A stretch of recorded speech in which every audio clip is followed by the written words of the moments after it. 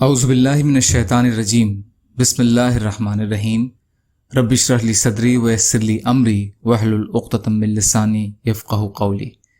منتخب احادیث اکرام مسلم، مسلمانوں کے حقوق۔ حضرت ابن عباس رضی اللہ تعالی عنہ سے روایت ہے کہ نبی کریم صلی اللہ علیہ وسلم نے ارشاد فرمایا، جو شخص اپنے کسی بھائی کے کام کے لیے چل کر جاتا ہے تو اس کا یہ عمل 10 سال کے اعتکاف سے افضل ہے۔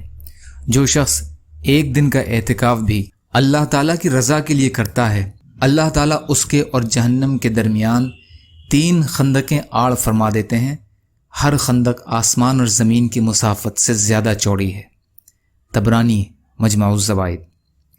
حضرت جابر بن عبداللہ اور حضرت ابو طلحہ بن سہل انصاری رضی اللہ عنہم روایت کرتے ہیں کہ اللہ کے رسول صلی اللہ علیہ وسلم نے ارشاد فرمایا، جو شخص کسی مسلمان کی مدد سے ایسے موقع پر ہاتھ کھینچ لیتا ہے جبکہ اس کی عزت پر حملہ کیا جا رہا ہو اور اس کی آبرو کو نقصان پہنچایا جا رہا ہو، تو اللہ تعالیٰ اس کو ایسے موقع پر اپنی مدد سے محروم رکھیں گے جب وہ اللہ تعالیٰ کی مدد کا خواہش مند اور طلبگار ہوگا۔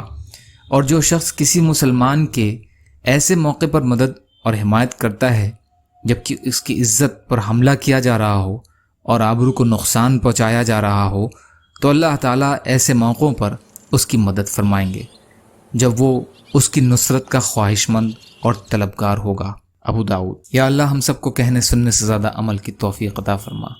یا اللہ جو مظلوم ہیں ان کی مدد فرما، جو پریشان حال ہیں ان کی پریشانیوں کو دور کر دیجیے، جو بیمار ہیں انہیں صحت عطا فرمائیے، جو قرض میں ہیں ان کے قرضوں کو ادا کرا دیجیے۔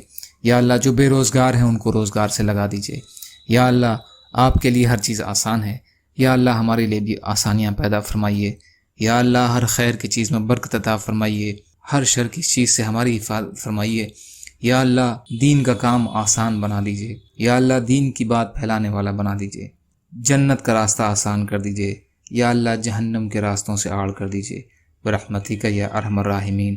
لا الہ الا اللہ محمد رسول اللہ۔ السلام علیکم۔